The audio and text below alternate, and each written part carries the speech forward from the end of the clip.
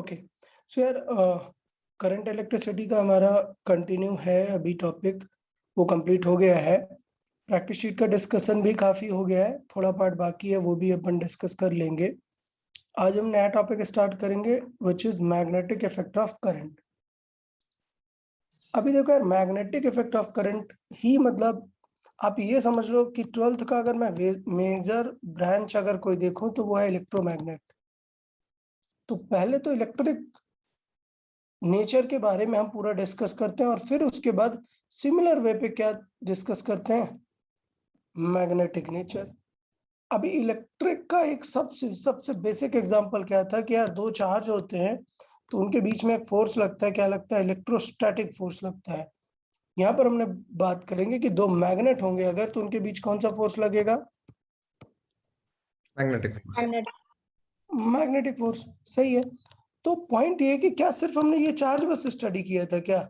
नहीं, हमने पहले चार्ज से स्टार्ट किया, फिर हमने बहुत कुछ स्टडी किया था कि क्या रीजन है। मतलब हमने स्टडी किया था कि डिफरेंट डिफरेंट एलिमेंट को अगर चार्ज दे दें तो वो कैसा इफेक्ट देंगे। लाइक हमने डिस्कस किया कि एक वायर को चार्ज दिया तो क्या होगा, रिंग को चार्ज दिया तो क्या होगा, स्फीयर को चार्ज दिया तो क्या होगा। मतलब ऐसे बहुत सारे सिस्टम डिस्कस किए ना। हाँ सर। अच्छा, मैग्नेटिज्म में क्या करेंगे, हम थोड़ा सा उल्टा करेंगे। जो एक्चुअली कोर मैग्नेटिज्म है, कोर मैग्नेटिज्म मतलब एक्चुअल ये जो मैग्नेट है ये एक मटेरियल है। तो ये मटेरियल मतलब कैसे मैग्नेटिज्म को मतलब हैंडल करेगा, क्या प्रॉपर्टीज होंगी, ये सब हम इसके बाद वाले चैप्टर में पढ़ते हैं जिसका नेम होता है क्या, मैग्नेटिज्म एंड मैटर। क्या है? Magnetism and matter. तो यहाँ पर हम मटेरियल के बारे में बात करते हैं, वहां पर हम मैग्नेटिज्म का प्रॉपर्टीज वगैरह डिस्कस करते हैं। यहाँ पर हम एक बहुत ही अच्छा पॉइंट डिस्कस करते हैं, क्या कि जैसे मैग्नेटिज्म के लिए आपके पास क्या होने चाहिए, मैग्नेट्स होना चाहिए। मैग्नेट्स एक फिजिकल एलिमेंट है, ये तो पता था लोगों को, मैग्नेट के बारे में पहले से पता था। लेकिन एक साइंटिस्ट हुए, कौन? ऑर्स्टेड। 1820 में एक साइंटिस्ट हुए ऑर्स्टेड, उन्होंने फर्स्ट टाइम ये डिस्कवर किया कि यार ये जो मैग्नेटिक प्रॉपर्टीज है ना, ये हम विदाउट द फिजिकल मैग्नेट भी लेके आ सकते हैं। ठीक है, और वो क्या था? करंट। कहां से ला सकते हैं वो प्रॉपर्टीज? करंट से। करंट से। तो इसके पहले हमने करंट चैप्टर पढ़ा है, इसलिए ये चैप्टर हम नेक्स्ट रखते हैं, नेक्स्ट टू करंट की। जस्ट अभी हमने करंट पढ़ा है, तो करंट में हमने देखा था ना, आपको सिखाया था कि करंट का केमिकल इफेक्ट क्या है, बैटरीज वाला, याद है? हाँ सर। फिर उसके बाद बात की थी किनकी, हीटिंग इफेक्ट की। तो आप समझ लो कि ये चैप्टर एकदम अलग हो गया। इसमें किसकी बात करेंगे हम? मैग्नेट। मैग्नेटिक इफेक्ट्स की, कि यार करंट का मैग्नेटिक इफेक्ट्स क्या है। अब जैसे हमने चार्जेस के बारे में पढ़ा था ना कि चार्ज अगर एक वायर को दे दिया तो क्या होगा, रिंग को दिया तो क्या होगा, स्फीयर को दिया तो क्या होगा। यहाँ पे दिक्कत है कि हम क्या पढ़ने वाले, मैग्नेटिक इफेक्ट ऑफ करंट। तो इसका मतलब करंट तो फिर एक वायर में ही जाएगी ना। तो इसमें सोल डिस्कशन किसका होगा सर? वायर का। वायर का। अब लेकिन वायर है बेटा, वायर में तो और ज्यादा केसेस बनेंगे। भाई इस वायर को मैंने ऐसे यू शेप कर दिया, मेरा मन मैंने इसे रिंग कर दिया, मेरा मन इसको मैंने कुछ ऐसा रैंडम बना दिया। आप आइडिया समझ रहे हैं कि वायर में थोड़े केसेस ज्यादा बनेंगे, तो वो सारे केसेस हम समझेंगे। ओके, सो इसका मतलब ये होगा कि ये बहुत ही लर्निंग वाला पॉइंट होगा। अब पॉइंट नंबर 2, लेक्चर स्टार्ट कर रहे हैं तो मैं सबसे पहले स्टार्टिंग में यही बताऊंगा कि ये जो हम चीजें लर्न करते हैं, जो हम केसेस बताएंगे, उस पे आपको बुक में क्वेश्चन में भी कम मिलेंगे। मतलब जो अभी हम डिस्कस करेंगे उस पे हार्डली आपको 40 to 50 क्वेश्चन ही मिलेंगे। लेकिन वो सेक्शन बहुत ही इंपॉर्टेंट है मैग्नेटिज्म के लिए, उसका यूज बहुत ज्यादा आगे होता है। तो स्टार्ट कर लेते हैं टॉपिक अपना, मैग्नेटिक इफेक्ट ऑफ करंट। देखें, तो ऑर्स्टेड ने क्या डिस्कवरी की, उन्होंने क्या पॉइंट रखा, क्या डिस्कवरी की देखेंगे। उन्होंने एक पेपर पे, यहाँ पर समझे। अच्छा भाई, तो एक और पॉइंट, ये सेम चीज कहां पर था आपके? क्लास 10th में था, याद आ रहा है कि नहीं कुछ? Yes sir. भाई एटलीस्ट चैप्टर का नेम याद आ रहा है कुछ कि हाँ ऐसा करके कुछ चैप्टर था क्लास 10th में? Yes, sir. और एकदम स्टार्ट ही हुआ था ऑस्टर्ड के एक्सपेरिमेंट से। तो चले समझते हैं ऑस्टर्ड का एक्सपेरिमेंट क्या था। उन्होंने पहले एक पेपर ले लिया, इतने सिंपल पेपर शीट। अच्छा, ये बात मैं बार बार बता चुका हूँ और फिर से एक बार बताऊंगा, देखना कि ड्राइंग में 2D और 3D में क्या डिफरेंस होता है। अगर मैंने ऐसे ड्रॉ किया है तो ये क्या है, स्क्वायर पेपर, स्क्वायर प्लेन कह सकते हो। लेकिन अगर मैंने इसे ऐसे ड्रॉ किया है और मैं कह रहा हूं कि ये स्क्वायर है, तो बेटा आप इसे रोम्बस नहीं कहने लग जाएंगे, समझ आया ना? इसका मतलब क्या है, ये स्क्वायर एक 3 डायमेंशनल प्लेन में रखा हुआ है। मतलब आप ऐसे बात कर सकते हैं कि ये और ये। अब जरा बताएं मुझे देखकर कि ये किस प्लेन में रखा हुआ है? XZ प्लेन में। समझा कि नहीं? And y will be perpendicular to it. जिन लोगों को ये नहीं समझ आया भाई पहले बता दो, अदरवाइज ये चैप्टर ही गायब हो जाएगा तुम लोग का। समझ आया कि ये रोम्बस नहीं, ये भी अभी स्क्वायर ही है बट ये डिफरेंट प्लेन में रखा हुआ है। ओके ना? Yes, sir. Yes, sir. Yes. हाँ, तो इस चीज को समझेंगे। इन्हें हम दो तरीके से डिस्कस करेंगे ज्योमेट्री को। इसको बोलेंगे क्या, ये सिंपल इन प्लेन है। क्या है? इन प्लेन।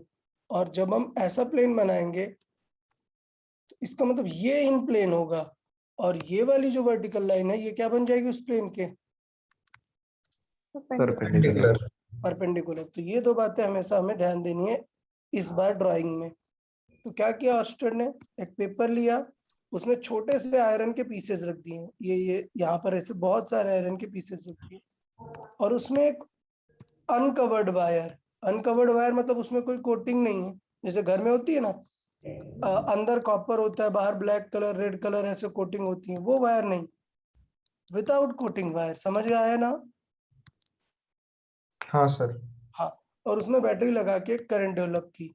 और जैसे ही करंट डेवलप की तो उसने देखा कि ये जो यहाँ पर मैंने आयरन फिलिंग्स दी हैं ये एक पर्टिकुलर स्पेसिफिक शेप में अरेंज होने लग जाते हैं, रिंग्स में अरेंज होने लग जाते हैं। तो वहां से उसने बताया कि बेटा वो जो आयरन फिलिंग है those are attracted by magnet, but यहाँ पर तो मैं करंट दे रहा हूँ सिर्फ। तो उसने बताया इसका मतलब इस करंट के पास कौन सा इफेक्ट है, एक Magnetic effect. मैग्नेटिक। ठीक है, अब देखो प्रॉब्लम कि यार अगर मैग्नेटिक इफेक्ट है तो कुछ डायरेक्शन वाली बात होनी चाहिए। तो क्या इस एक्सपेरिमेंट से डायरेक्शन पता चल सकती है क्या? नहीं सर। नहीं, इससे सिर्फ क्या पता चलेगा कि एक वायर के लिए मैग्नेटिक फील्ड कैसी होती है, सर्कुलर। सर्कुलर होती है। डायरेक्शन की बात नहीं होगा। तो उसने अदर एक्सपेरिमेंट्स किए और फाइनली एनालाइज करके ये बताया कि डायरेक्शन कौन सा रूल फॉलो करता है, RH. Right hand thumb rule. Right hand thumb rule. ये थंब रूल क्या है ये पहले भी हम बता चुके हैं। इसे ओमेगा में हमने यूज किया, रोटेशन में हमने यूज किया। क्या कि अगर आप एक वायर में अपने थंब को होल्ड करें तो जो आपका फिंगर्स का कर्ल होगा, लेट्स से कि ये थंब इस साइड पे है, तो अगर आप सिंपल वे पे देखेंगे तो कुछ हैंड आपका फ्लैट इस तरीके से होगा, लेकिन अगर आप फिंगर्स को कर्ल करेंगे तो they will form a circle. तो अगर थंब अपवर्ड है तो सर्किल कैसा होगा अगर टॉप से देखेंगे, clockwise anti clockwise? Anti clockwise. और बस यही बात आपको थोड़ी सी लर्न करके रखनी है। क्या बताया ऑस्टर्ड ने कि नंबर 1 अगर वायर है तो वहां पर करंट है तो उसके वजह से क्या आ जाएगी एक, Magnetic field. और वो कौन सा रूल फॉलो करेगी, right hand Thumb rule. Thumb rule. तो अगर करंट अपवर्ड है, देखो इस फिगर में करंट अपवर्ड है तो मेरा थंब अपवर्ड है, तो मैग्नेटिक फील्ड की डायरेक्शन अब कैसी होगी, एंटी क्लॉकवाइज। Anti clockwise. ठीक है, so thumb is along current and curl of finger is tells the direction of magnetic field. But उन्होंने एक बहुत बड़ी ऑब्जर्वेशन देखी और ये समझने का ट्राई करिएगा, ये बहुत ही इंपॉर्टेंट चीज है क्वेश्चन सॉल्विंग में। आपको अभी बहुत छोटी लग रही है बट इंपॉर्टेंट है। सुनेंगे क्या, अगर करंट स्ट्रेट है तो मैग्नेटिक फील्ड कैसी है, Circular. अब उसका वाइस वर्सा भी ट्रू है। अगर करंट को आपने सर्कुलर रिंग बना दिया तो उसके सेंटर पर मैग्नेटिक फील्ड कैसी होगी? स्ट्रेट। सबको याद हुआ कि नहीं, समझ आया कि नहीं? हाँ सर। अब देखिएगा, यहाँ पर मैंने करंट अपवर्ड रखी है तो मैग्नेटिक फील्ड कैसी रही? Anti clockwise. Anti clockwise, right hand thumb rule. अगर करंट डाउनवर्ड है तो मैग्नेटिक फील्ड कैसी रहेगी? अब क्लॉकवाइज। क्लॉकवाइज। अब उल्टा करते हैं, सेकंड केस, करंट को क्या कर देते हैं?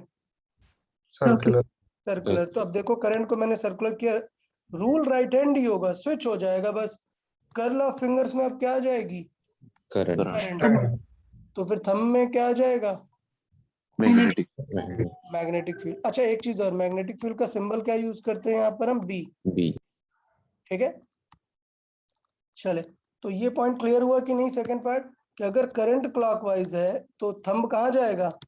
Into into the the plane. इसका मतलब इस रिंग के अंदर मैग्नेटिक फील्ड कैसी है? Into the plane, right hand rule. और अगर curl of fingers anticlockwise है तो फिर थंब किधर होगा? Out. Out of the plane. बताएं ये दोनों पार्ट क्लियर हैं कि नहीं सभी को? Yes sir. किसी को डाउट हो तो पूछ लो बेटा, ये बेसिस है, ये एकदम बेसिक है, और अगर यही नहीं समझे तो आगे तो कुछ नहीं समझ आएगा। मैं फिर से रिपीट कर रहा हूं, मैं 2 कंक्लूजन निकाल रहा हूं जिन्हें मैं बार बार यूज करूंगा। नंबर 1, अगर करंट अपवर्ड है तो आप अपना थंब इधर रखेंगे and you will hold the wire, so आपकी फिंगर्स कर लोगी ऐसे एंटी क्लॉकवाइज। तो मैं डायरेक्ट लिखूंगा अगर करंट अपवर्ड है तो फिर मैग्नेटिक फील्ड कैसी होगी? Anti clockwise. अच्छा एक चीज और देखो, मैं ऐसा सर्किल नहीं बना रहा हूँ। अगर ऐसा सर्किल बनाया मतलब 2D इस प्लेन में बनाया, और अगर मैं ऐसा बना रहा हूँ इसका मतलब कैसा है? ये 3D। 3D है, into the plane and out of the plane represent कर रहा है ये सर्किल। मैं फिर से बताऊंगा कि मैं सर्किल कैसे बना रहा हूँ। देखें, ये XYZ एक्सिस है, और अगर करंट इस तरफ है तो मेरे सर्किल बनाने का पर्पज ये होता है कि ये किस प्लेन में रखा हुआ है? Z. 3D। X and Z में। ठीक है, ये इसकी X वैल्यू है और ये ऐसे इसकी Z वैल्यू है। समझ आया ना ये क्या है इसका मतलब? Yes sir. Yes sir. ठीक है, ठीक है। तो चले, first part I guess explain हो गया ना। ऑर्स्टेड का पॉइंट क्लियर है कि नहीं? Yes sir. अच्छा, अब जैसे ही ऑर्स्टेड ने बताई ये बात तो साइंटिस्ट लग गए काम करने पे। ठीक है, ऑल्दो पॉइंट ये है कि अगर आप जर्नल्स पढ़ेंगे तो 1820 में बायो सेवर्ट नाम के 2 साइंटिस्ट थे, उन लोगों ने पहले ही एक्सपेरिमेंट कर दिया था। बट प्रॉब्लम ये थी कि ये जो मैग्नेटिक इफेक्ट है ना, ये पहले किसने मतलब ऑर्स्टेड को ऐसा समझो कि थोड़ा सा पता था, उन्होंने पब्लिश कर दिया, और बायो सेवर्ट ने पब्लिश नहीं किया था। उन्हें लग रहा था कि और डिटेल लेके आए हम। अब समझ आया ना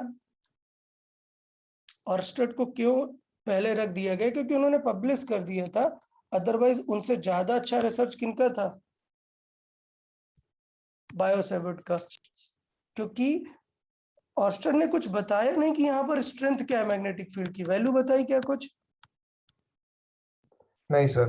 नहीं, बायो सेवर्ट ने पूरा कैलकुलेशन दी है। ओके, यस हाँ, सर। बट अब किस्मत खराब थी थोड़ी कि उन्होंने पहले पब्लिश नहीं की उस चीज को। चले, खैर हमें उनके इमोशनल मैटर में क्या करना है, अपन आते हैं वापस। क्या कि बायो सेवर्ट ने क्या कैलकुलेट करके बताया हमें? बी की वैल्यू। ओके, हाँ। अब देखो उन्होंने ये बताया कि बेटा अगर करंट से जा रहा है मैग्नेटिक फील्ड तो इसका मतलब अगर एक चार्ज मूव करेगा तब भी तो मैग्नेटिक फील्ड आएगी ना। हाँ सर। स्टार्ट करते हैं, अगर एक चार्ज मूव हो रहा है तो मैग्नेटिक फील्ड कैसे आएगी, और अच्छे से सुनेंगे। देखें, नंबर 1, एक चार्ज अगर कैसा है, कैसा है? रेस्ट। रेस्ट पे। उसके पास क्या रहेगी? सिर्फ इलेक्ट्रिक फील्ड। Electric field. लेकिन बायो सेवर्ट ने बताया कि अगर चार्ज कैसा है, मूविंग। उसके पास क्या रहेंगी? Electric and magnetic. तो उन्होंने फॉर्मूला दिया जो कि हमें लर्न करना पड़ेगा। मैं पहले भी बता चुका हूँ, कोई अल्टरनेटिव नहीं है। जब कोई साइंटिस्ट एक्सपेरिमेंटली कुछ फॉर्मूला लेके आते हैं तो आपको फॉर्मूला लर्न ही करना पड़ता है, बाकी कुछ ऑप्शन ही नहीं है। ठीक है, तो उन्होंने क्या बताया कि ये मैग्नेटिक फील्ड किन 3 बातों पे डिपेंड करती है। नंबर 1 किस पे, charge, number 2, speed, speed, number 3 theta, theta, क्या है थीटा भाई? Angle. एंगल है, वी एंड आर के बीच का एंगल है। और डेफिनेटली एक और बात पर डिपेंड करेगा, क्या? R square. That's आर मतलब क्या हो सकता है? displacement vector. डिस्टेंस या Position displacement, position vector basically. तो देखिएगा, ये एक चार्ज है और ये मूव करने वाला है कुछ v स्पीड से, तो कहीं पे भी तो मैग्नेटिक फील्ड आप फाइंड कर सकते हो। तो मानते हैं हम कि हम P पॉइंट पर मैग्नेटिक फील्ड फाइंड कर रहे हैं, और वो किस एंगल पर है? थीटा, थीटा एंगल पर। क्लियर? तो पॉइंट यहाँ पर मैं ये समझाना चाहता हूँ क्या, कि थीटा किनके बीच का एंगल है? V एंड R के बीच का एंगल है। तो R मतलब क्या है? पोजीशन है। मुझे यहाँ चाहिए और V यहाँ है। समझ आया थीटा क्या है? यस, अच्छा, अब देखना है स्पेशल केस की क्वेश्चन का यूज कैसे करना है। सोचो, अगर कोई स्पीड ही नहीं है, रेस्ट पर है, तो मैग्नेटिक फील्ड क्या आएगी? डेफिनेटली 0, 0।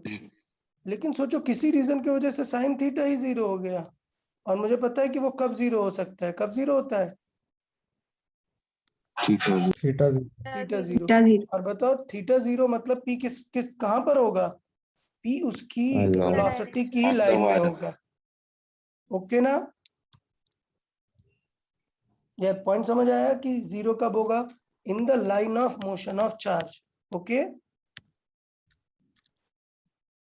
तो मैं क्वेश्चन पूछूंगा, एक चार्ज है Q, उसके पास कुछ वेलोसिटी है, क्या उसकी मैग्नेटिक फील्ड किसी पॉइंट पर 0 हो सकती है? यस सर, कहां Yes. पर? इस लाइन ऑफ मोशन में हर पॉइंट पर B क्या आएगी? 0, 0। और अगर मैं बोलूंगा कि यहाँ पर फाइंड करो, तो आप उस इंस्टेंट पे तुरंत यहाँ पर चेक करेंगे R कितना है और ये थीटा, थीटा कितना है। क्लियर ना? यस सर, चले, तो अब फॉर्मूले में बात करते हैं कि जैसे इलेक्ट्रोस्टैटिक में होता है ना, एक K आया करता है। जब हम E की इलेक्ट्रिक फील्ड की वैल्यू निकालते हैं, तब क्या आंसर आता है? K Q by, R R square, याद है? यहाँ पे K क्यों नहीं आ रहा है? यहाँ पे Q के साथ एक्स्ट्रा 2 चीजें आएंगी, क्या? V sin थीटा, क्योंकि बिना स्पीड के थोड़े काम बनने वाला है। बट यहाँ पर जो कांस्टेंट किया आता है वो अलग है इलेक्ट्रोस्टैटिक वाले से। समझेंगे इस कांस्टेंट के बारे में। इस कांस्टेंट की वैल्यू इलेक्ट्रोस्टैटिक में क्या हुआ करती थी? 1/4 4 पाई एप्सिलॉन। एप्सिलॉन नॉट का नेम क्या था? Permittivity, permittivity. ये इलेक्ट्रिक नेचर को बताता है किसके? किसी भी मटेरियल या मीडियम के। यहाँ पर 4 पाई तो ठीक है, बट एप्सिलॉन का एक उल्टा अपोजिट चीज आता है, क्या? Mu not. क्या आता है? Mu mu. नॉट। तो इसका मतलब 2 एलिमेंट अब हम पढ़ेंगे, epsilon and mu. Epsilon material की या मीडियम की इलेक्ट्रिक पॉसिबिलिटीज को बताता है, और म्यू किसको बताता है? डेफिनेटली मैग्नेट में यूज कर रहे हो तो मैग्नेटिक प्रॉपर्टीज को बताती है। और इसका नेम क्या है? परमेबिलिटी। तो वो क्या था? एप्सिलॉन क्या है? Permittivity, permittivity. और म्यू क्या है?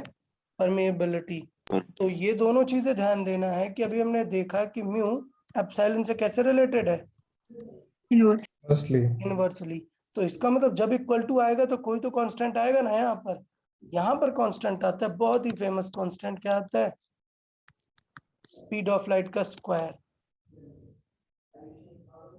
समझा? तो ये एक बहुत बड़ी बात होती है कि स्पीड ऑफ लाइट किन बातों पे डिपेंड करती है किसी मीडियम के? परमिटिविटी एंड परमेबिलिटी पर, मतलब इलेक्ट्रिक नेचर और मैग्नेटिक नेचर पर। बाद में ही मैक्सवेल ने फिर बताया, इसीलिए इसका नेम क्या रखा गया है? Electromagnetic wave. तो जो स्पीड ऑफ इलेक्ट्रोमैग्नेटिक वेव है, जिसे हम बोलते हैं स्पीड ऑफ लाइट, वो एक्चुअली लाइट की स्पीड नहीं है, वो किसकी स्पीड है? इलेक्ट्रोमैग्नेटिक वेव वेव की, और वो स्पीड डायरेक्टली रिलेट हो रही है स्पेस के इलेक्ट्रिक और मैग्नेटिक नेचर से। समझ आया कि नहीं ये रिलेशन?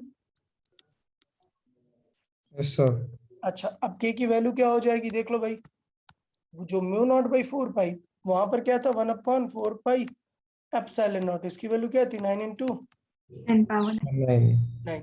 यहाँ पर म्यू नॉट बाई 4 पाई की वैल्यू होती है कितनी? 10 to the power minus 7। तो अगर म्यू नॉट अकेले पूछेगा तो वो क्या हो जाएगा 4 पाई into 10 power minus 7। वहां पर एप्सिलॉन क्या हो जाता है अकेले, पता है? 8.8 into 10 -10 12। Okay good, very good, ठीक है। तो अकॉर्डिंगली यहाँ पर चीजें देख लेंगे। तो बताया यार, कांस्टेंट के बारे में समझ आ गया ना? yes sir यस तो सर। चले फिर से आप मुझे एक बार फॉर्मूला बताया कोई कि यार magnetic field due to a charge का फॉर्मूला क्या है? के sin theta सही है, समझदार है सारे सब। v sin थीटा एक्स्ट्रा यहाँ पर आ जाता है, के नया हो जाता है, आप जान गए के बारे में भी। अब याद है मैंने बताया था कि इसका वेक्टर फॉर्मेट भी लिख सकते हैं। तो जब हम स्केलर फॉर्मेट लिखते हैं तब क्यू के साइन के बारे में नहीं सोचते हैं, और जब हम वेक्टर फॉर्मेट लिखते हैं तब क्यू का साइन भी वहां पर लिखते हैं। और आप समझ गए कि अगर v sin थीटा यूज हो गया है तो v sin थीटा के साथ और r के साथ, इन दोनों के बीच का ही एंगल है थीटा। और मुझे पता है साइन थीटा किस प्रोडक्ट में आता है? क्रॉस क्रॉस प्रोडक्ट में। तो यहाँ से इसका वेक्टर फॉर्मेट बनता है, देखें क्या, कि ऊपर वैल्यू क्या आ जाती है v क्रॉस r, उसका मतलब कितना है वी आर साइन थीटा, एक कार कैंसिल आउट होगा, वापस r स्क्वायर बच जाएगा। ओके ना? Yes sir. yes sir तो अभी सोचना ये है कि ये जो डायरेक्शन है मैग्नेटिक फील्ड की, इसकी वो कैसे डिसाइड करेंगे। तो बहुत अच्छे से ध्यान देंगे। अगर पॉजिटिव चार्ज है, क्या है? अगर पॉजिटिव चार्ज, तो बताया ना वेक्टर फॉर्मेट में क्यू को कैसे रखते हैं? प्रॉपर साइन yes sir तो अगर पॉजिटिव तो ये आंसर पॉजिटिव आएगा, मतलब किसके लॉन्ग आएगा? वी क्रॉस और कैप आर के लॉन्ग। अगर नेगेटिव चार्ज होगा, लेट्स से अगर हम नेगेटिव चार्ज यूज कर रहे हैं तो क्या फर्क आने वाला है? क्यू की वैल्यू नेगेटिव रखेंगे, यहाँ नेगेटिव आएगा, और वी क्रॉस आर। तो इसका मतलब अगर हमने क्या सीख लिया, वी क्रॉस आर। तो अगर पॉजिटिव चार्ज होगा तो अलोंग वी क्रॉस आर होगा, और अगर नेगेटिव चार्ज होगा तो क्या होगा आंसर? opposite opposite. जो हमने अर्लियर वी क्रॉस आर सीखेंगे, जो हम सीखेंगे उसी के जस्ट अपोजिट आंसर करना है। तो क्या आपको अलग अलग चार्जेस के लिए सीखने की जरूरत है क्या? नहीं नहीं, अपन सिर्फ वी क्रॉस आर सीखेंगे और समझ जाएंगे। और बेटा मैं बता रहा हूँ इस चैप्टर में, बार बार बताता हूँ फिर भी गलती होती है, एक पार्टिकल होता है इलेक्ट्रॉन, ये सब बदल देता है। आप समझ गए ना इलेक्ट्रॉन कैसा चार्ज है? नहीं negative negative. By the way इस पूरे चैप्टर में यूजुअली क्या बातें होती हैं, किसकी बातें? current हाँ करंट की। किसकी? करंट की। तो करंट मतलब पॉजिटिव चार्ज ही हुआ ना, मोशन। यस तो इसका मतलब हम ये जो लर्न कर रहे हैं वो करंट के लिए लर्न कर रहे हैं, पॉजिटिव के लिए लर्न कर रहे हैं। अगर इलेक्ट्रॉन आया तो तुरंत आंसर फ्लिप करना, भूलना नहीं उसे फ्लिप करना। Okay yes sir. यस चले, अब देखिए वी क्रॉस आर कैसे निकालते हैं। तो मुझे लगता है आप जानते हैं क्रॉस प्रोडक्ट कैसे निकालते हैं। क्रॉस प्रोडक्ट कैसे निकालते हैं? Right hand thumb. right right hand hand thumb rule. ठीक है, राइट हैंड थंब रूल क्या है? सेम चीज, सेम। अगर आप अपना थंब देखेंगे और कर्ल ऑफ फिंगर्स, अगर कर्ल ऑफ फिंगर्स आपका ए क्रॉस बी है तो थंब आपका क्या होगा? ए क्रॉस बी की डायरेक्शन में ही होगा। ओके, अगर आप फिंगर्स कहां से कहां कर्ल कर रहे हैं? ए टू बी बी। ओके, तो ये सिचुएशन रहेगी, इसे बोलते हैं स्क्रू रूल भी। स्क्रू रूल मतलब वही, कर्ल योर फिंगर्स जो ए टू बी है, और थंब आपको क्या देगा? डायरेक्शन, अपना क्रॉस प्रोडक्ट। मतलब यहां पर क्या आएगा अपना? B B. समझ आया बी कहाँ आएगा? बी आएगा क्रॉस प्रोडक्ट में, कहां पे? ए टू बी। अब गलती होती है कि कहीं से भी आप परपेंडिकुलर देख लेते हो, जबकि पहले क्या होना चाहिए? V V. तो ये थोड़ा ध्यान देना है कि कहां से करना है, V2R आपको करना है। ओके, तो चले एक एग्जांपल के थ्रू समझते हैं। इस फिगर में मैंने इन प्लेन एक चार्ज को ले लिया। वो चार्ज किस डायरेक्शन में जा रहा है? Y. y एक्सिस में जा रहा है और वो पॉजिटिव है। अब हमें कहां पर मैग्नेटिक फील्ड फाइंड करनी है? इस पॉइंट पर। तो पोजीशन ये हो जाएगी या नहीं? समझा कि नहीं? Yes, अब sir. देखो अगर आपने फिंगर्स कर्ल ऐसे कंसिडर किया, कैसे? R to V, तो थंब किधर आएगा? आउटवर्ड या into the plane? Out. Outward. वो गलत हो जाएगा ना। क्रॉस हमेशा कहां से कहां करना है? V to R. V2R। मतलब कर्ल ऑफ फिंगर्स कैसा है? Into the. Curl of fingers वो Clockwise. क्लॉकवाइज है, तो थंब किधर होगा? Into the plane. Into the. Into the plane. तो मुझे लगता है डायरेक्शन ओके हो गई ना, right hand thumb rule. So curl your fingers from V to R, क्या? V to R, and thumb will give the direction of magnetic field. Okay ना? Yes, sir. Yes, sir. Okay, तो यहाँ पर मैंने आपको दिया कि एक चार्ज है, वो किधर की तरफ जा रहा है? Negative. नेगेटिव y की तरफ। तो अब पूछा है कि x पर क्या होगा, तो मुझे पता है कि ये नेगेटिव y पर जा रहा है, ये v है। और कहाँ पर पूछा है? इस पॉइंट पर पूछा है। ये हो गया r वेक्टर। तो अब आप बताओ r to v कैसा है? क्लॉकवाइज सीन है या anti clockwise? V to R। Anti-clockwise. तो थंब कहाँ आएगा? Out of the plane. Out of the plane. तो क्लियर हुआ या नहीं? समझ आया कि नहीं? Yes, sir. अच्छा, अब कुछ लोगों को ये फील आती है कि आउट ऑफ द प्लेन मतलब यहां पर होगा। नहीं बेटा, ये मैंने सिर्फ आपको सिखाया है कि क्या करना है। मैग्नेटिक फील्ड तो आप यहां पर निकाल रहे हो ना, समझा या नहीं? ये मैंने आपको फील करना बताया कि V2R आप समझो ऐसे, फिर समझो। इसका मतलब आप ये मत बोलने लग जाना कि मैग्नेटिक फील्ड सेंटर पर। हम कहां पर निकाल रहे हैं मैग्नेटिक फील्ड? इस पॉइंट पर जिसका R हमने यूज किया है। ओके ना यार, क्लियर है या नहीं? Yes, Yes, sir. sir. Okay, point number 1। Point number 2, एक चीज समझेंगे कि अगर यहीं पे ये नेगेटिव चार्ज दे देता तो आपको कुछ सोचने की जरूरत नहीं है। आप रेगुलर सॉल्विंग करो, आंसर बस लास्ट में क्या कर देना? फ्लिप। ओके, अच्छा। Yes, sir. एक और चीज, इस चैप्टर में हम दो सिंबल्स की बातें करेंगे, एक ऐसा क्रॉस और एक ऐसा डॉट। बताओ क्या मीनिंग है क्रॉस का? Into the plane. Into the plane. और डॉट का मतलब? Out Out of of the. the plane. ये देखो यहाँ पर हमने बहुत सारे डॉट रखे हैं, इसका मतलब फाइनल मैग्नेटिक फील्ड वहां पर क्या है? ये Out of the plane. तो बताए राइट हैंड रूल समझ आया कि नहीं सबको? Yes, sir. Yes, sir. Number 2, इसको मैथमेटिकली भी सॉल्व कर सकते हैं। कैसे? वेक्टर के फॉर्मेट में। कैसे? हमें पता है v क्या है, v क्रॉस r है ना। तो v किस डायरेक्शन में है? माइनस जे कैप। और r किस डायरेक्शन में है? Plus I. Plus I cap. अब याद है ना, बताया था कि कैसे सर्किल में समझ लो, ये i है और ये j है और ये k। पहले देखो कि आप कैसे मूव करने वाले हो। अगर आप क्लॉकवाइज मूव कर रहे हो तो आंसर पॉजिटिव आएगा या नेगेटिव? Positive. पॉजिटिव। और अगर एंटी क्लॉकवाइज काउंट ले रहे हो तो आंसर आएगा Negative. Negative. नेगेटिव। इसका मतलब ये हुआ कि J2I क्या है? क्लॉकवाइज है एंटी क्लॉकवाइज? Anti-clockwise. तो इसका मतलब J2I का आंसर क्या आएगा? Minus. Minus K cap. और ये माइनस जे था ऑलरेडी, तो आंसर क्या आया? Plus plus K. K cap. और प्लस के कैप का मतलब आउट ऑफ द प्लेन या into the plane? Out of the plane. Out of the. Out of the plane. तो समझ आया ना, आप मैथमेटिकली भी कर सकते हैं। समझ आया सभी को? Yes, sir. ठीक है, तो देखेंगे जो आपका मन करेगा वही बेटर करेंगे। अच्छा, अब यहाँ पर मैं एक ऐसा रूल समझाता हूँ जिसको मैं आगे मल्टीपल तरीके से यूज करूंगा। अब ये आपके बोर्ड्स में नहीं है, तो मतलब ये रूल कहीं लिख कर मत आ जाना। Using right hand palm rule. समझ आया कि नहीं? Yes. ये सिर्फ अंडरस्टैंडिंग के लिए। किसके लिए? अंडरस्टैंडिंग के लिए है। ये कोई रूल ऐसा नहीं है कि आप इसको एज अ ऑथेंटिक वे पे लिख के आओ। ओके, ऑथेंटिक वे पे सिर्फ क्या लिखते हैं? Right right hand rule, left hand rule, Fleming's rule, ये सब लिखते हैं, लेकिन वो सब इससे सॉल्व हो जाते हैं, इसलिए मैं प्रेफर करता हूँ कि पाम रूल भी आप याद रखेंगे। क्लियर कि नहीं?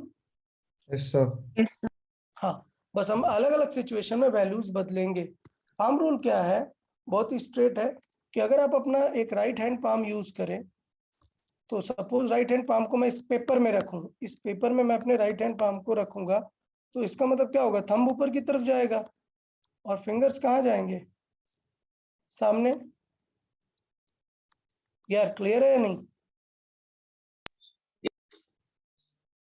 तो इसका मतलब ये हुआ, एक नई चीज यहां पर आएगी, अगर थंब अपवर्ड है, फिंगर्स इधर है, तो बेटा वो जो पाम का फ्रंट फेस है वो किधर, उसका परपेंडिकुलर किधर पॉइंट करेगा?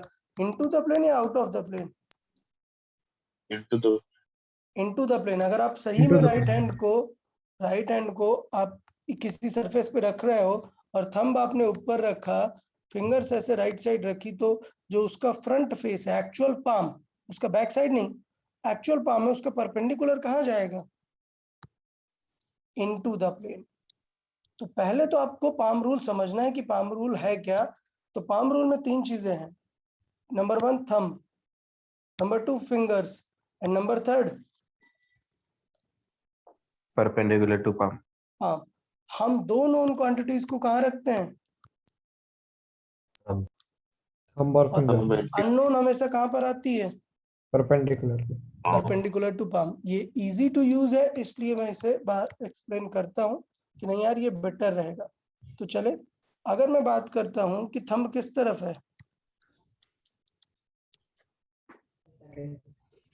करंट या फिर किसके साइड? पॉजिटिव चार्ज के साइड। समझा? थंब किस तरफ है? पॉजिटिव चार्ज के साइड। और फिंगर्स किस तरफ है?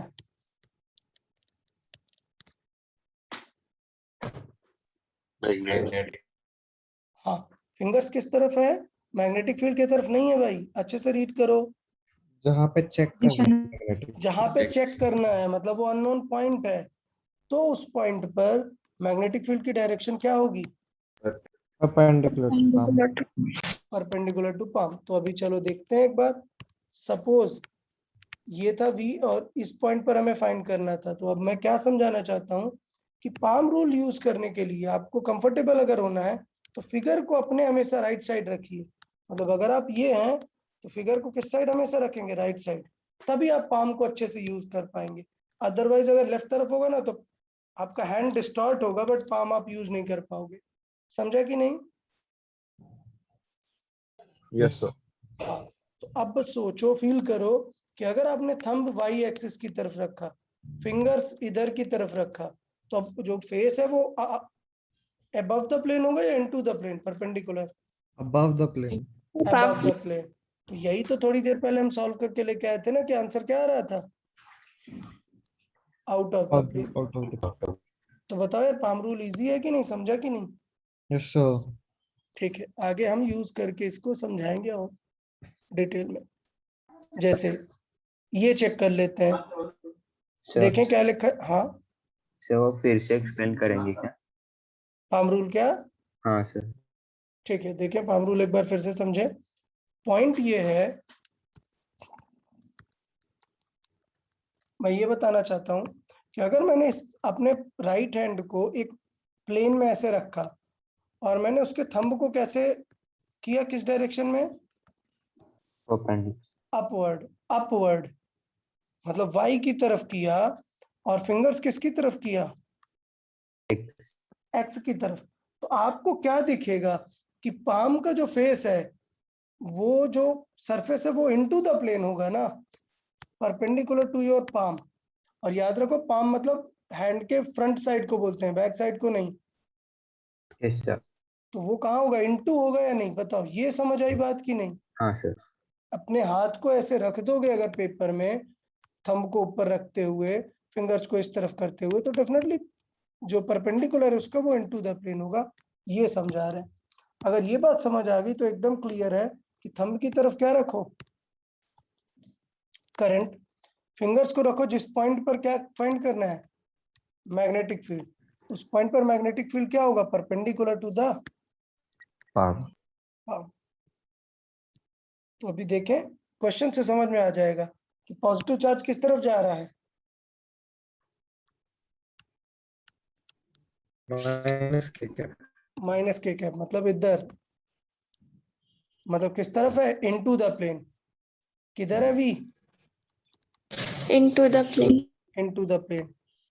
Then find the magnetic field at any point on Y. Y y axis, मतलब इधर पर हमें चाहिए मैग्नेटिक फील्ड किधर दिखेगी। तो अब आप सोचो, आप राइट हैंड यूज करो। क्या समझाया, राइट हैंड यूज करने के लिए आप हमेशा फिगर के ऐसे लेफ्ट में आ जाओ ताकि आप फ्रीली मूवमेंट यूज कर पाओ राइट हैंड का। समझा कि नहीं? हाँ सर। अगर आप अपने मोबाइल को या लैपटॉप को लेफ्ट की तरफ रख लोगे तो बेटा राइट हैंड यूज कर पाना बहुत कॉम्प्लेक्स हो जाएगा। तो फिगर को किस तरफ रखना है हमेशा, अपने राइट साइड। अब देखो थंब मुझे किधर रखना है,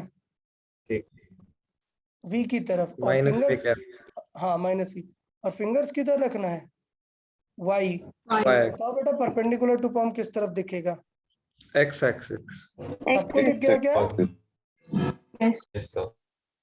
तो मैग्नेटिक फील्ड किस तरफ होगी, इस इधर नहीं बोल रहा हूँ, ये मैंने ड्रॉ है कर दिया बेटा, सेंटर पर नहीं सॉल्व कर रहा हूँ, मैं सॉल्व कर रहा हूँ इस पॉइंट पर मैग्नेटिक फील्ड कैसी होगी, एक्स एक्सिस के अलॉन्ग। क्लियर ना? Yes sir. Yes, sir. अब इसके बहुत सारे रूल है, आप कोई सब यूज कर सकते हो। आप बोल सकते हो कि curl your fingers from V to R. R, okay, so the thumb will give you direction. तो थंब पक्का एक्स तरफ आएगा अगर आप ऐसे प्रॉपरली कर्ल यूज करें। फिंगर्स को किस प्लेन में रखें, जेड एंड वाई में। समझा कि नहीं? थर्ड मेथड क्या है, एक है राइट हैंड रूल, एक है पाम रूल, और एक क्या है, वेक्टर। क्या करना होता है, वी क्रॉस आर या R cross V? V cross R. V है माइनस के कैप, आर किधर है, जे कैप। अब बताओ क्लॉकवाइज है एंटी क्लॉकवाइज? Anti-clockwise. एक और माइनस आएगा और जे और आई का क्या आएगा, Cap. आई कैप। समझा कि नहीं मैथमेटिकल भी? Yes, sir. Yes, sir. ठीक है, तो मुझे लगता है यार क्लियर हो गई सारी चीजें। नेगेटिव के लिए बताया, जस्ट अपोजिट कर देना। कोई डाउट कि नहीं यार? No, sir. ओके, तो अब हमेशा क्वेश्चन में हमें दो चीजें देखनी पड़ेंगी, क्या, एक डायरेक्शन और एक मैग्नीट्यूड। क्लियर ना? क्वेश्चन में हमें क्या दो चीजें फाइंड करनी है, Direction and magnitude. क्या चीज इजी है? Direction. तो पहले डायरेक्शन बता देंगे। देखो क्वेश्चन में क्या दिया है, एक इलेक्ट्रॉन किस डायरेक्शन में घूम रहा है एक सर्किल में, Anti-clockwise. Anti clockwise. तो बताओ बेटा मैग्नेटिक फील्ड किधर होगी, सेंटर पे किस डायरेक्शन में होगी, Out of the Out of the the plane. Clear ना सबको? Yes.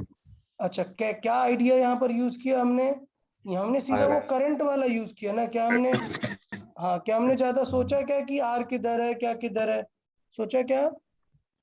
नहीं, यही आपको समझा रहा था कि करंट अगर सर्किल में है तो आंसर क्या आ जाएगा, सीधा यूज कर लो राइट हैंड थंब रूल। तो अगर एंटी क्लॉकवाइज है तो थंब किधर आएगा, इधर Out. आउटवर्ड। अब बताओ हमने गलती क्या कर दी यहाँ पर, एक Charge. current opposite side रहेगी. एग्जैक्टली ये इलेक्ट्रॉन है तो करंट किधर है, Clockwise. क्लॉकवाइज। तो आंसर इनटू द प्लेन होना चाहिए, आउट ऑफ द नहीं। समझा कि नहीं सबको? अभी Yes sir. गलती तो नहीं करेंगे ना इलेक्ट्रॉन को लेके? No ठीक sir. है, ओके। अब बेटा फॉर्मूला, फॉर्मूला बताओ, K q give V sign. Theta by R. V sine theta by R square. Where? अब गड़बड़ देखो, क्या क्वेश्चन में वी दिया है क्या, नहीं. क्या दिया है, Omega. Omega. क्या करें वी को, R omega लिखेंगे.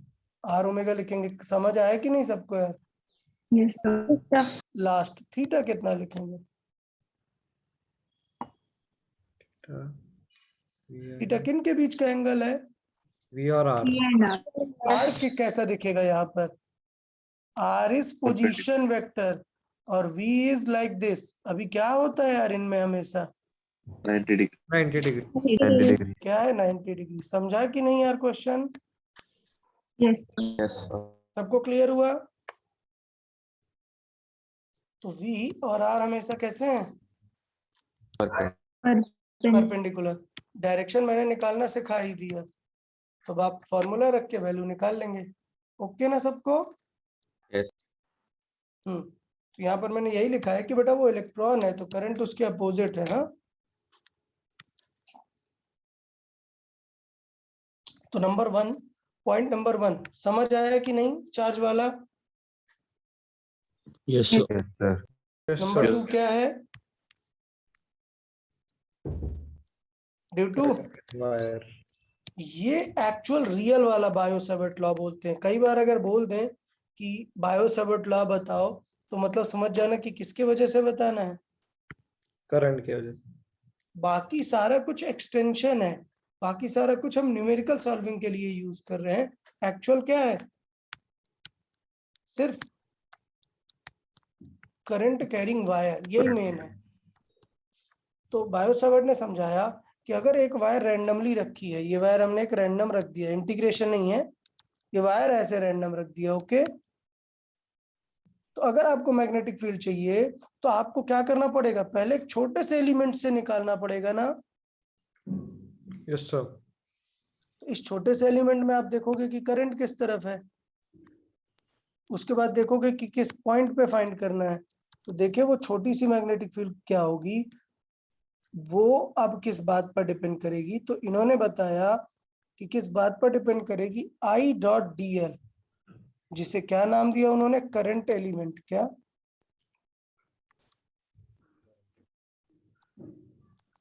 अब पॉइंट ये है कि Current. पूरा आई डॉट डी एल क्यों लिखा? ऐसे आई लिख देते, साइन थीटा लिख देते, फिर डीएल लिख देते हैं। एक्चुअली आई डीएल का पूरा सिग्निफिकेंस ये है कि आई को पे वेक्टर लगा सकते हो क्या? नहीं। लेकिन DL is a small element जिसे हम किसके जैसा ट्रीट कर सकते हैं? Displacement. Display.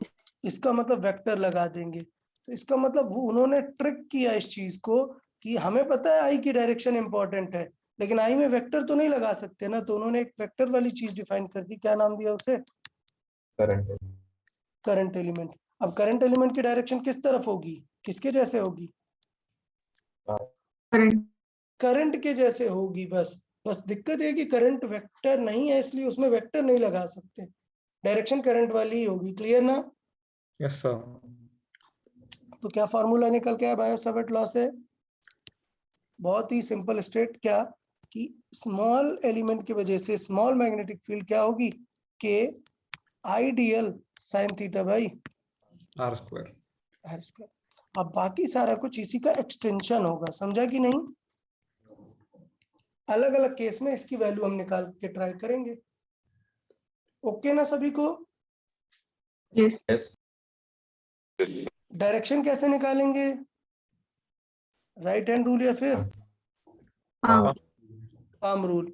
जैसे करंट जा रही है इधर, मैग्नेटिक फील्ड चाहिए इस पॉइंट पे, तो आप पाम रूल यूज कर लो। थंब रखो इधर, फिंगर्स रखो इधर, तो परपेंडिकुलर किस बार होगा? इस Into the plane. Into the plane. ये हुआ पाम रूल।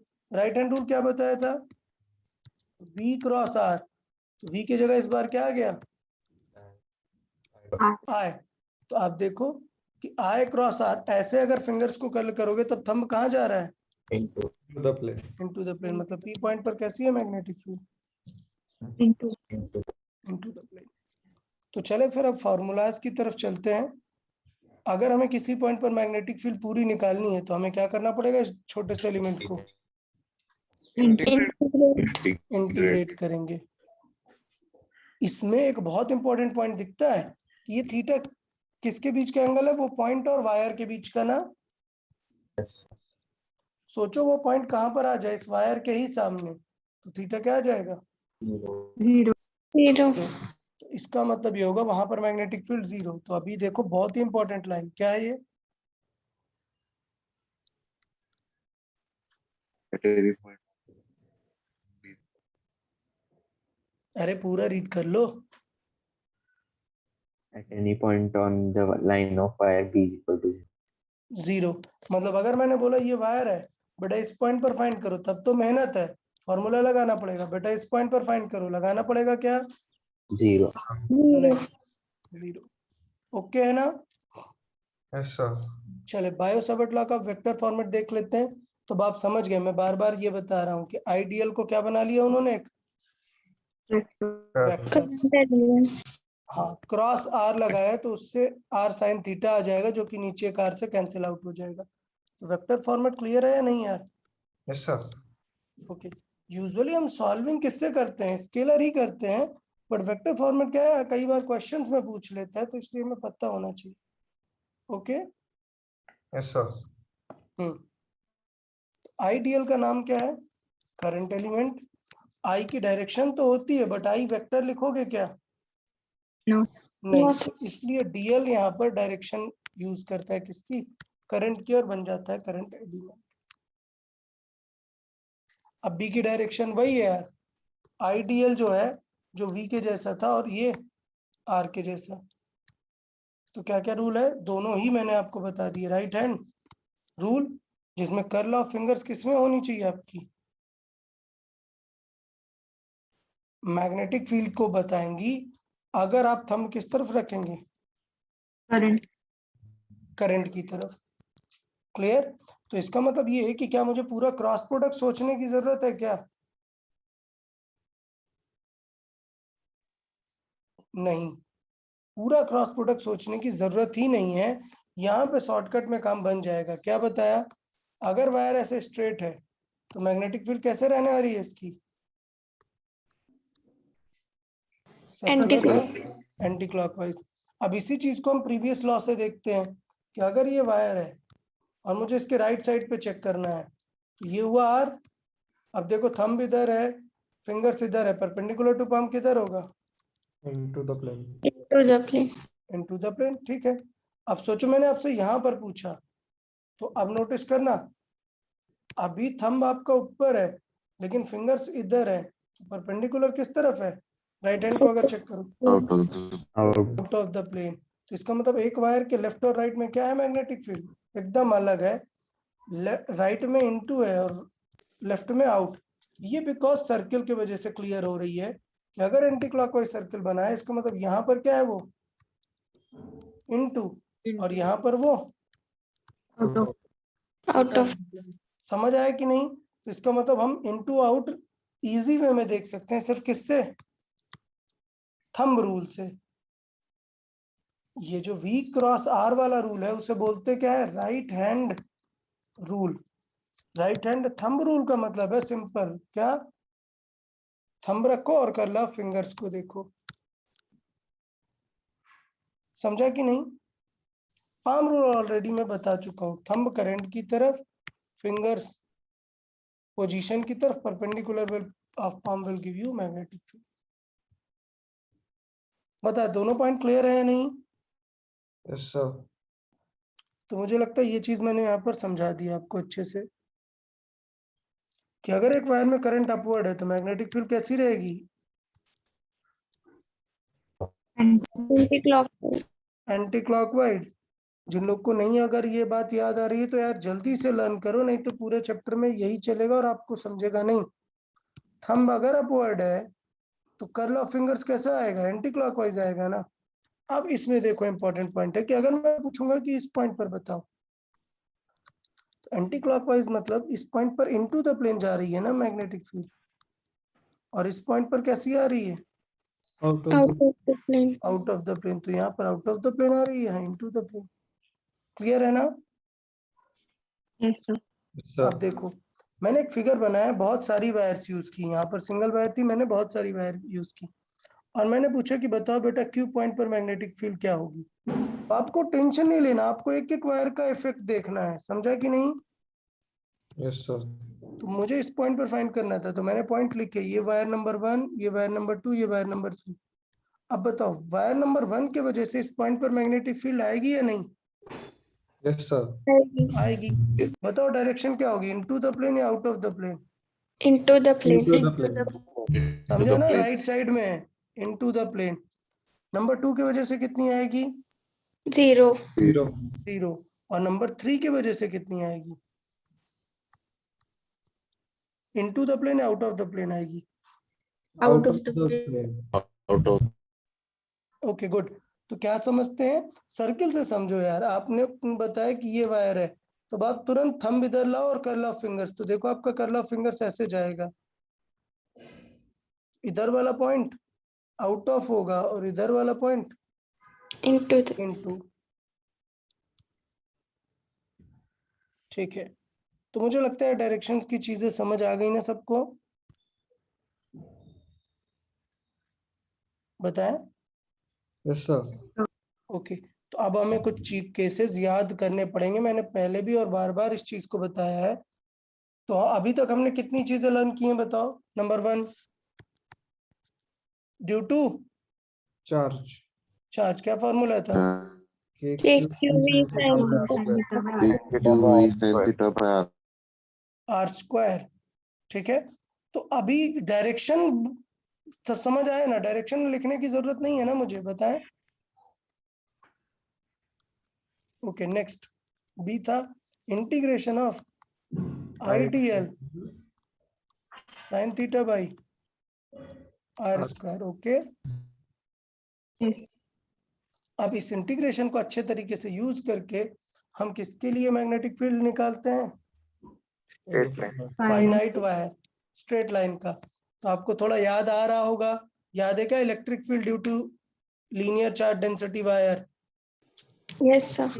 ओके, तो सेम वे पे हम मैग्नेटिक फील्ड को भी याद करेंगे। देखें, ये वायर है, इसमें करंट ऊपर जा रही है, तो बताओ पी पॉइंट पर मैग्नेटिक फील्ड की डायरेक्शन क्या होगी? इनटू या आउट? Into. सबको समझा ना? मैं कैसे सोचता हूँ, मैं बेस्ट हमेशा पाम रूल से देखता हूँ। थंब इधर, फिंगर्स इधर, किधर है perpendicular to palm? into the plane. Into the plane. ठीक है, अब आता है फॉर्मूले की वैल्यू। तो फॉर्मूला बड़ा सिंपल है, क्या होता है? K I by R. Are. सिर्फ क्या एक्स्ट्रा आ जाते हैं ये दोनों? Thank you. Sine theta. But एक चीज याद रखना, R is not a random distance. R यहाँ पर क्या है? Perpendicular distance. इससे पहले आर कुछ भी हो सकती थी, ये याद है ना? ऐसा वायर था, ये पॉइंट था, ये आर कोई सी भी आर है। लेकिन अब भी ये याद रखना कि यह आर वायर से कैसे वाली है? Perpendicular distance. परपेंडिकुलर वाली है। तो फॉर्मूला याद हुआ कि नहीं? थर्ड फॉर्मूला क्या आ गया अपना? Sin theta 2. हाँ, यहाँ पे भी शायद के मिस हो गया, एक के भी रहेगा। के आई बाई आर और sine theta 1 plus sine theta 2। और मुझे लगता है थीटा 1 और थीटा 2 आपको समझाया था पिछली बार कि अगर रेफरेंस से ऊपर है तो थीटा 1 क्या होगा? Positive. अगर ये टॉप पॉइंट रेफरेंस से नीचे नीचे है तो थीटा 1 क्या आएगा? Negative negative. अब थीटा 2 की बात करते हैं। अगर डाउन पॉइंट रेफरेंस से नीचे है तो थीटा 2 Positive. पॉजिटिव। अगर डाउन पॉइंट रेफरेंस से ऊपर है तो थीटा 2 नेगेटिव। सबको क्लियर है ना? Yes, sir. तो चलते हैं फिर क्वेश्चन सॉल्विंग शुरू करते हैं। मैंने आई गेस ये दोनों चीजें आपको समझा दी। डायरेक्शन सबको क्लियर हो गई ना? डायरेक्शन बहुत इंपॉर्टेंट है। तो अब Yes, इसके sir. कुछ स्पेशल केस देख लेते हैं। अगर ये वायर इनफाइनाइट कर दी तो थीटा 1 बढ़ता जाएगा ना? कितना पहुंचेगा मैक्सिमम इनफाइनाइट पे? 98. 90। तो अगर आपने एक इनफाइनाइट वायर ले ली तो थीटा 1 और थीटा 2 कैसे हो जाएंगे? 90. और आंसर क्या आ जाएगा? 2 के आएगा क्या आएगा? क्या है भाई यार, जो कि बहुत ही स्पेशल केस है। मतलब क्वेश्चन सबसे ज्यादा इसी के दिखते हैं। तो क्या आंसर हो जाएगा हमारा? 2 के I by are. But exam में के वर्ड वाले कम आंसर होते हैं। एग्जाम में आंसर किसके टर्म्स में होते हैं? म्यू नॉट के टर्म्स में। तो म्यू नॉट बाई 4 पाई लिखोगे तो 2 से ये कैंसिल आउट हो जाएगा ना? आंसर क्या आया? Mu naught I by. 2 pi.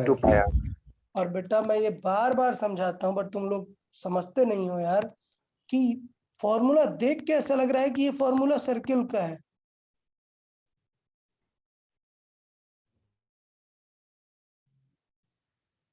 तो जिस बात को मैं स्ट्रेस देता हूँ वो चीज याद रखोगे ना? ये सर्किल का फॉर्मूला नहीं है, किसका फॉर्मूला है? Infinite wire. Infinite wire. पक्का ना? ये तो नहीं सोचने लग जाओगे कि रिंग के सेंटर पे मैंने पूछा बताओ बी क्या होगा। अच्छा रिंग के उसमें तो हो जाएगा mu not I by 2 pi R. ये रिंग का है क्या? नहीं सर। नहीं, ये किसका? स्ट्रेट वायर का। काम की बात ये है कि रिंग वाले में पाए नहीं आता, mu not I by 2 R ही आता है। तो अभी समझ आया कि नहीं दोनों में क्या डिफरेंस है? Yes sir. बस स्टूडेंट जल्दी में पाई लगा देता है, तो नहीं करना यार ऐसी सिली मिस्टेक्स। बताएं, इनफाइनाइट वायर याद हुआ आंसर? Yes sir. क्या हुआ? Mu not I by 2 pi R. R या फिर 2 KI बाई आर। ये जल्दी यूज नहीं होता, तो इसलिए आप किसकी हैबिट डालें? म्यू नॉट वाले की। अब बताओ बेटा सेमी इनफाइनाइट का मतलब क्या होता है? कोई बता, सेमी इनफाइनाइट का मीनिंग क्या है? Only one end is One infinite. hand is known, other One is side okay, up. One and is known, other का पता नहीं है। तो अगर मैंने बोल दिया कि वन एंड एकदम सामने वाले पॉइंट पे पूछा है, तो थीटा 1 क्या हो जाएगा? zero. 0. और थीटा 2? 90. तो इसका मतलब ये 0 और ये 90 मतलब 1। तो आंसर क्या आने वाला है? Mu not I by Yeah. 4 pi R. Clear ना? Yes sir. अब देखो सेमी इनफाइनाइट है लेकिन इस पॉइंट पर पूछा है, तो क्या अभी ये सामने है क्या? नहीं sir. तो थीटा 1 ऑटोमेटिक 0 मार दोगे क्या हर जगह? नहीं. नहीं, सेमी इनफाइनाइट देखते ही ये नहीं है कि 0 मार देना है, समझा कि नहीं यार? Yes sir. हाँ, तो इस बार थीटा 1 है तो थीटा 1 रहेगा और थीटा 2 90 होगा, तो वैल्यू आएगी KI बाय आर और 1 प्लस साइन थीटा रहेगी। तो ये लर्न करने की कोई जरूरत नहीं है, बस आप एग्जाम्पल में यूज कर लेंगे। Okay, Yes sir. Last point, इसका आंसर क्या आएगा बताएं? क्या आएगा मैग्नेटिक फील्ड? Zero. ये क्वेश्चन सॉल्विंग में बहुत हेल्प करती है। कॉम्प्लेक्स क्वेश्चन में भी समझ में आ जाता है कि अगर वो पॉइंट उसकी लाइन में है तो आंसर क्या आएगा? 0. 0। तो ये दोनों केस समझ आए, इधर पर P पॉइंट पर 0, इधर पर Q पॉइंट पर Zero. 0।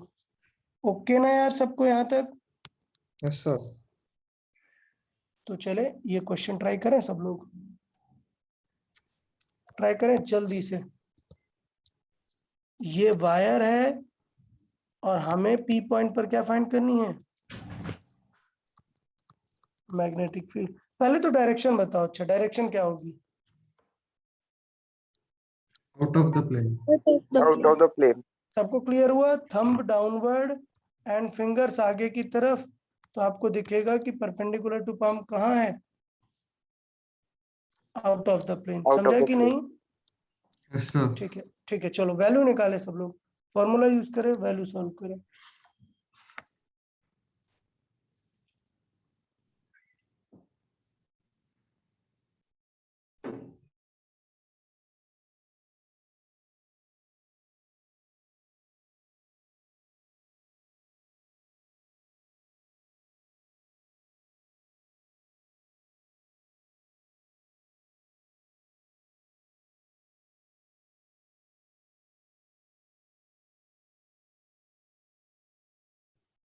अच्छा एक मिनट रुके यार, ये पहला मैं ही एक्सप्लेन कर देता हूँ। सबसे पहले बात, थीटा 1 थीटा 2 कहाँ से लेते हैं? P point. P पॉइंट पे। तो थीटा 1 कितना है?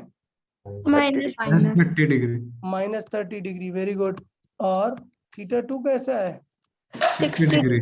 60 डिग्री, बट वो पॉजिटिव ही रहेगा। तो मुझे पता है ना यार फॉर्मूले में क्या आएगा? साइन -30 कितना है? Sign 30 Minus half. -1/2 और 60 Plus root 3. Root 3/2. ये हो गया। और बाहर रहेगा KI बाई R. आर, बट ये आर कैसा होना चाहिए? Perpendicular. तो क्वेश्चन में आपको कौन सा आर दिया? ये तो परपेंडिकुलर आर कितना आएगा?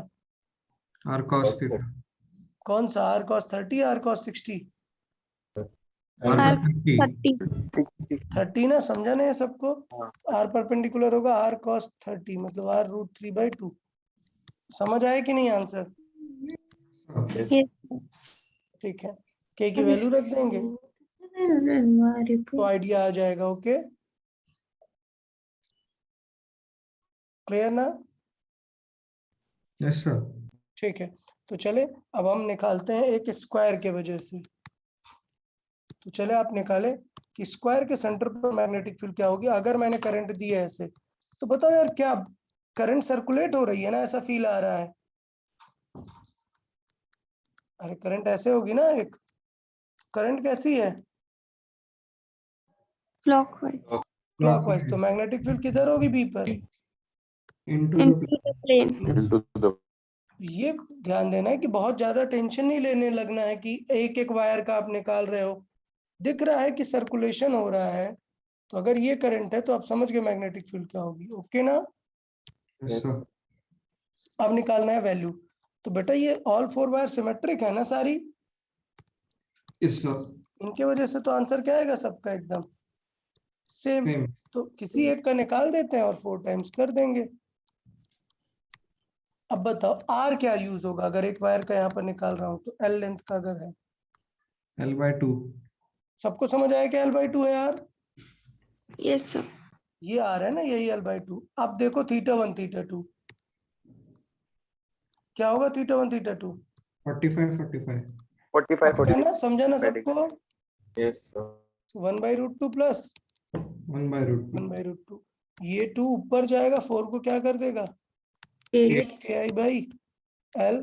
और ये आप समझ गए 1 + 2 टाइम्स ऑफ √2 मतलब बचेगा √2। 2। तो बताओ यार, क्लैरिटी समझ आई कि नहीं, कैसे कर सकते हैं। Yes sir. Yes, sir.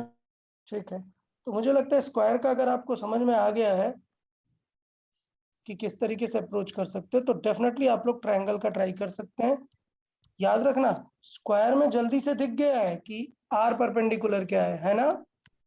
Yes sir. Yes, sir. हाँ, कई बार में भी नहीं दिखेगा तो अच्छे से ध्यान देना है। टेक अ टाइम 2 मिनट्स, इसका आंसर निकाल के लिखें।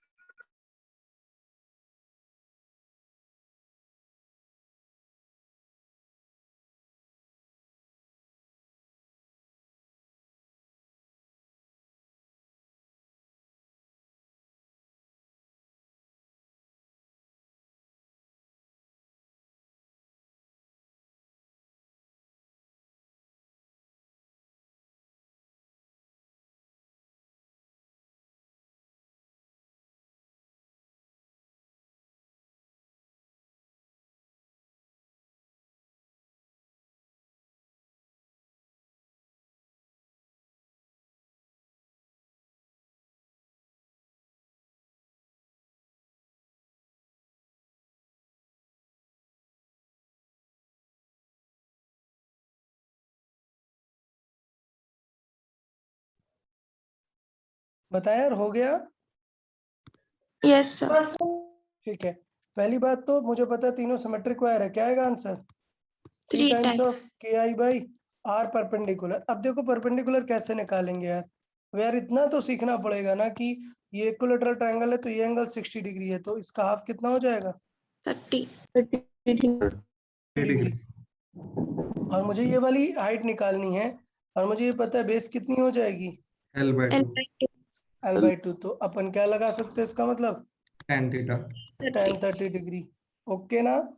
तो ये R परपेंडिकुलर अपॉन L/2, 10 30 लिखा 1/√3। तो मुझे लगता है अभी सबको समझ आ गया ना, कितना आ जाएगा R perpendicular L upon 2 Two ये root रख देंगे। अब बताओ θ1 θ2 कितने हैं, 60 60. 60। 60 60। तो सही है यार, सबको समझ आ गया।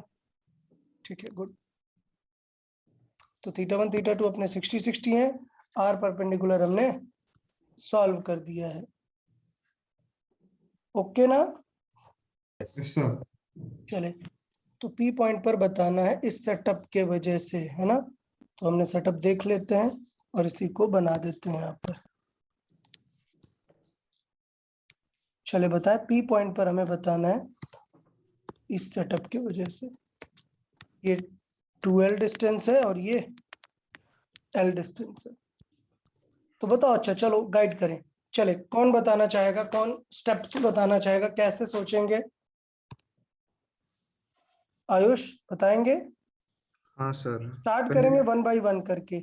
वायर 1 का क्या होगा? 0 सबको समझ आ गया क्या? वायर 1 की वजह से यहाँ पर क्या होगा? 0 0 फिर बात आएगी किसकी? वायर 2 की 2 की। फिर बात आएगी वायर 3 की। तो चलो वायर 2 के लिए बताओ, थीटा 1 कितना है? 0 0। और थीटा 2 90 90 45 40 45 यार, 45। तो आंसर क्या आएगा 2 के लिए? के आई बाय आर कितना है? L L एल इंटू पहला 0 हुआ साइन 0 और दूसरा साइन 45 मतलब 1 बाई √2। √2। क्लियर है नहीं? Yes sir. Number 3, wire number 3। तो देखो यार बिल्कुल सिमिलर टू Similar 2 ही है ना, yes sir. 2 times. Wire 4, 0 wire 5 and wire 6। तो देखो 5 एंड 6 क्या है? एकदम सिमिलर। same similar. तो किसी एक का निकाल दो। तो बताओ क्या एंगल बदलेगा क्या? नहीं, नहीं, नहीं सिर्फ क्या सर। क्या बदला? length लेंथ L बदला। कितना हो गया? 12 2L। और एक 0 होगा, दूसरा 45 45। कोई डाउट हुआ क्या यहाँ तक? बताएं। फास्टेस्ट तरीका था, अपन ने कर लिया। ओके ना? Yes sir. हाँ। अब देखो यार इसमें एक गलती हो जाती है। क्या? हमने डायरेक्शन की तो बात ही नहीं की अभी। तो नोटिस करो बेटा, इस वायर में करंट कैसी थी? डाउनवर्ड ना। तो मैग्नेटिक फील्ड कैसी होगी यहाँ पर? out of out of the plane. Good. जबकि इसमें कैसा है? into the into the upward है।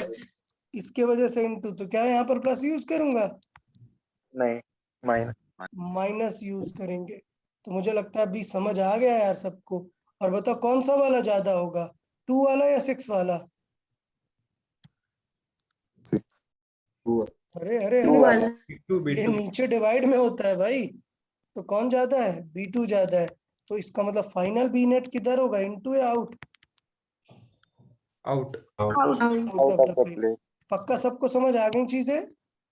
Yes sir. डायरेक्शन का भी ध्यान देना है प्रॉपर, और इसका वैल्यूज का। ओके ना यार? क्लियर हुआ कि कैसे जज करना है वायर्स वाले क्वेश्चंस को? Yes sir.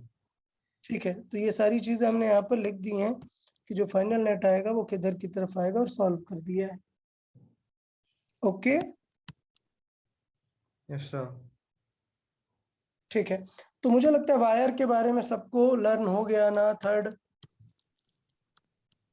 Yes sir. Okay, wire के बाद नेक्स्ट पॉइंट डेफिनेटली हम क्या करेंगे? आर्क। आर्क। अब आर्क की वजह से रैंडम कहीं नहीं देखने लग जाएंगे। सिर्फ कौन सा है हमारे सिलेबस में? सेंटर पे। सेंटर पे। तो देखो ये मैंने लिया ये आर्क, और हमें निकालना है कि चलो यहाँ पर मैग्नेटिक फील्ड बताओ। तो नंबर 1 डायरेक्शन। अगर ये इधर जा रहा है मतलब कैसा डायरेक्शन है? ये क्लॉक या एंटी क्लॉक? clockwise clockwise. तो इसका मतलब थंब किधर होगा? into the plane. तो डायरेक्शन में कोई डाउट है क्या आर्क में? नहीं सर। नहीं। फॉर्मूला बड़ा सिंपल सा है। वहां पर साइन थीटा 1 साइन थीटा 2 आता है स्ट्रेट वायर में, यहाँ सिर्फ क्या आएगा? theta और कितनी बार समझाया कि थीटा अगर अकेले लिखा है तो हमेशा किस में रखते हैं? रेडियन में। radian रेडियन में। ओके ना? यस अच्छा, सर। मैंने बताया था कि के वाला फॉर्मूला फेमस नहीं होता। क्या फेमस होता है? म्यू नॉट बाई 4 पाई। 4 पाई। तो चले अब इस फॉर्मूले को यूज करते हैं। किसी को कोई डाउट क्या के I by are into theta में? नहीं सर। नहीं। चलो, तो सोचो अगर आप सेमी सर्कुलर आर्क के सेंटर पे देखोगे, किस पे? Semi circular arc. तो थीटा कितना है? 180 pi 180। अब देखना, कुछ लोग ये करने लग जाते कि अच्छा करंट ये है, इधर कुछ होगा। भाई ये इलेक्ट्रिक फील्ड की डायरेक्शन बताई थी, याद आया कुछ? Yes, sir. Magnetic field right hand rule से देखते हैं, ये है कैसा? क्लॉकवाइज। तो magnetic field into the plane. Into the plane. Formula है K I by R. K क्या है? Mu naught by 4 pi I by R, और थीटा कितना है? Pi. तो क्या आ गया answer? Mu not I by 4 pi. अब रिलेट करो यार, सेमी इनफाइनाइट वायर का आंसर क्या आता था? Mu naught I by 2 pi r. 4 pi r. अब देख रहे हो, वो जो स्ट्रेट था उसमें पाया आता है, कर्ड में आता है क्या पाया? नहीं, Yes, sir. नहीं। अब मैं नेक्स्ट पॉइंट लिखूंगा क्या? अगर फुल आर्क है, क्या है वो? Ring. रिंग। तो थीटा कितना है इसका मतलब? 2 pi. 2 पाई। तो रिंग के सेंटर पर आंसर क्या आ जाता है? अभी थोड़ी देर पहले बताया था ना, Mu naught I by 2 pi r. 2 पाई यार। अच्छा नहीं, वो Two r. infinite wire के लिए.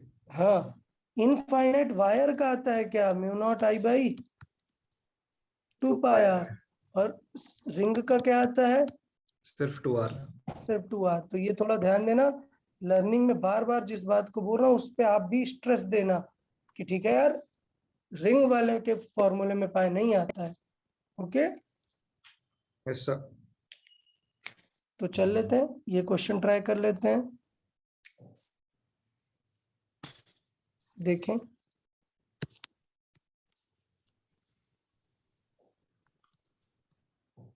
तो ये क्या है इस क्वेश्चन में?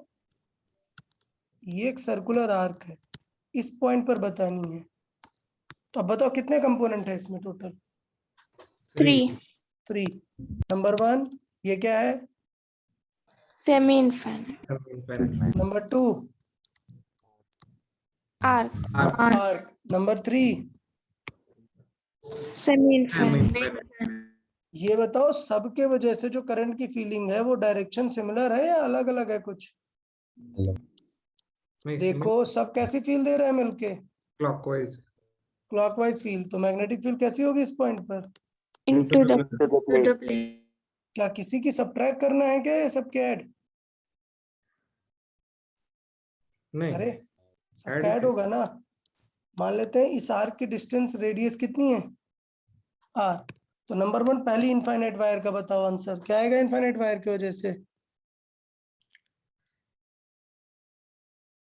Semi infinite, sorry semi infinite है ना, बताएं। mu naught I by Mu 4 naught pi I by 4 2 pi. r. Mu not I bye 4 pi. Pi. और पाई यार, समझा कि नहीं? अब यार ये भी तो वही सेमी इनफाइनाइट है ना यार। into Yes, 2 sir. times plus ये क्या है एक? r. r. ये होगा mu not I by 4 pi R into Pi by 90 degree, मतलब कितना? pi by Pi by 2. समझ आया कि नहीं यार? Yes, sir. यार सबको क्लियर है कैसे लिखते हैं? yes sir. Yes.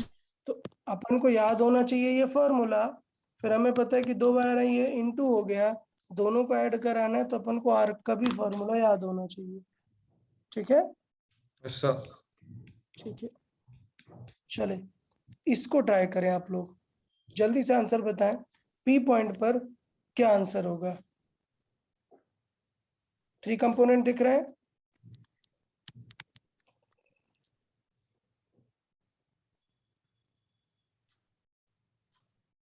चलो बताओ, अच्छा कार्तिक यस सर। बताओ, वायर 1 के वजह से पी पॉइंट पर क्या आएगा फॉर्मूला? 0। 0 कंफर्म? Yes sir. भाई सबको समझ आया क्या? वायर 1 के वजह से पी पर सॉल्व ही नहीं करना। Yes, sir. तो यही तो मैं स्टार्टिंग में समझा रहा था कि ऐसा नहीं है कि ब्लाइंडली सेमी इनफाइनाइट देखा तो तुरंत फॉर्मूला लगाने लग गए। ड्यू टू वायर थर्ड आएगा क्या पी पॉइंट पर? No, sir. 0। नहीं। तो पी पॉइंट पर आंसर सिर्फ किसके वजह से आने वाला है? R. आर। और कितना एंगल बना रहा है यार? 3 pi by 3 pi by 2. 3 pi by 2. मुझे लगता है आंसर आ गया, समझा कि नहीं यार सबको? Yes, sir. yes Yes. तो पक्का अभी समझ आया कि मैग्नेटिक इफेक्ट पर अभी हमने सिर्फ 2 ही फॉर्मूले मेजर देखे हैं। कौन सा मेन इंपॉर्टेंट देखा है? पहला स्ट्रेट लाइन, पहला एक चार्ज, ये भी इंपॉर्टेंट है चार्ज, नंबर 2 स्ट्रेट वायर, और नंबर 3 Arc. Arc. आर्क।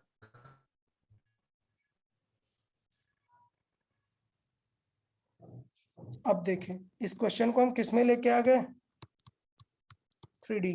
ये तो फिगर देख के समझ आ रहा है कि नहीं कि ये फर्स्ट वाली वायर किस प्लेन में रखी है, XZ. XZ, सेकंड ये सर्किल, YX, और XY. ये XZ, अच्छा, नहीं, YZ. XY है। अरे XY है भाई, YZ कहाँ से आ गया, क्या चल रहा है, ये है ना प्लेन। यस सर, नहीं समझा क्या सबको?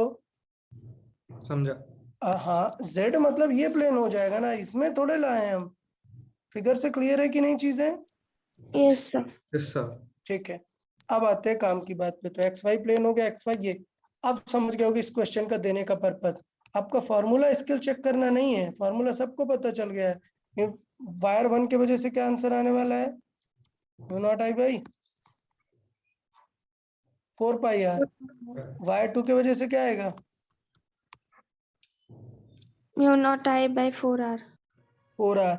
वायर 3 की वजह से Mu naught I by 4 pi R. Mu naught I by 4 पाई। तो क्या फॉर्मूले में किसी को डाउट है क्या? नहीं। यहाँ पर बड़ी बात आएगी कि हम इन्हें डायरेक्ट नहीं ऐड कर सकते हैं। कोई बताएगा क्यों नहीं डायरेक्ट ऐड करेंगे? डायरेक्शन अलग अलग है। डायरेक्शन अलग है। तो बताओ वायर 1 की वजह से बी की डायरेक्शन क्या है, आई कैप जे कैप में बताएंगे? माइनस जी, माइनस के क्या, नहीं, माइनस के माइनस जे कैप। कैप। सबको समझ माइनस आया ना? सेंटर पर चाहिए, ये ऐसे रखा हुआ है तो थंब इस तरफ रखोगे, फिंगर्स इस तरफ रखोगे, आंसर क्या आएगा, इनटू द प्लेन ना। और इनटू द प्लेन मतलब कौन सी डायरेक्शन है इस बार यहाँ पर? माइनस जे कैप। minus माइनस जी, सबको समझ आया क्या पहला क्या है, यस सर, माइनस जे कैप प्लस रिंग की वजह से, माइनस के कैप। सबको समझा? माइनस के ये रिंग इस प्लेन में एंटी क्लॉकवाइज है तो आंसर क्या आएगा, क्लॉकवाइज है, into the plane. Into the plane मतलब किधर है इस बार, Plus K. Minus K cap, plus K cap, Minus. Minus K cap. Minus K cap. फिर थर्ड इस वायर की वजह से सेंटर पर Minus K. minus k minus K. K cap. तो ये 2 माइनस के कैप के हैं और एक जे कैप। आप समझ गए, जब आपसे वैल्यू पूछेगा तो फिर आपको root of this square plus this square, okay ना? Yes sir, Yes, sir. तो पैटर्न समझ रहे हो? पहले मैंने क्वेश्चन दिया जिनमें चीजें डायरेक्टली ऐड हो रही थी, सेम प्लेन पे थी, और फिर मैंने एक क्वेश्चन आपको ये कराया। ध्यान देना है कि वेक्टर्स को भी ट्रीट करना है। अगर 3D वगैरह में है तो चीजें पूरी वेक्टर से सॉल्व करेंगे, ओके ना? यस सर, ये फिर हमने यहाँ तक देखा कि कुछ ऐसा सेटअप आएगा, यहाँ पर के कैप वाले 2 एलिमेंट है और एक जे कैप। अगर मैग्नीट्यूड चाहिए होगा तो फिर उनको क्या करना पड़ेगा,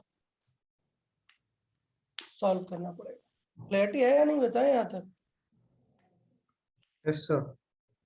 पक्का ना? चलो ये स्पेसशिप के सेंटर पे फाइंड करें इस बार।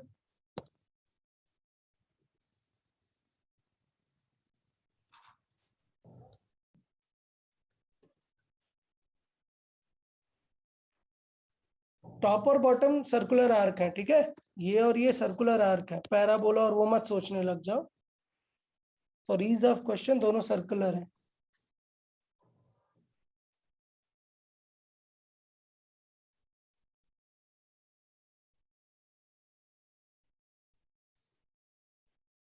ओके अश्विन, कनेक्टेड हो? Yes sir. हाँ अश्विन बताओ यार, वायर 1 की वजह से क्या होगा सेंटर पर, 0 0 क्यों, along the wire. Along the wire है। वायर 2 की वजह से क्या होगा, Mu naught I by 4 pi 4R. 4 R, very good. Next wire 3, 0 wire 4, mu naught I by 12R. ओके 4 into 3 आर, उसका रेडियस कितना 3 आर। अब पॉइंट ये है कि ये दोनों ऐड हो रहे हैं या सब्ट्रैक्ट हो रहे हैं। तो 2 के वजह से किधर है डायरेक्शन? इनटू द प्लेन ना। Yes, sir. और 4 के वजह से डायरेक्शन कैसे है? Into the plane है। इनटू द प्लेन, क्योंकि देखो दोनों का सर्कुलेशन नहीं बदला है, ऐसा ही है ना? Add होंगे। तो दोनों ऐड हो जाएंगे। क्लियर या नहीं? Yes, sir. ठीक है। तो मतलब क्या इसमें मैं ये समझाना चाह रहा हूँ कि फिगर देख के डर नहीं जाना है, बेसिक वे पे सॉल्व करते रहना है। ओके चले, अब बहुत ही क्लासी सा एक सेटअप लेके आते हैं हम। हमें क्या फाइंड करना है?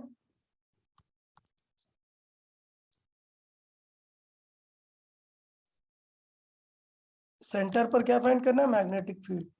तो देखो हो क्या रहा है, ये फिगर क्या है, एक वायर इधर से आई, फिर ये एक रिंग है, और फिर ये वायर है। तो मुझे लगता है बहुत ही इजी वे में आप समझ गए। पार्ट नंबर 1 के वजह से क्या होगी magnetic field at O? 0। Part 2 के वजह से 0. समझा? तो इसका मतलब हमें क्या निकालना है सिर्फ यहाँ पर? सबकी रिंग। वजह. रिंग के वजह से। और रिंग के वजह से आपको आंसर पता है, क्या आता है? E/2R. सबको क्लियर है कि नहीं? लेकिन यहां पर ये चीज नहीं होगी। क्यों? क्या रीजन होगा?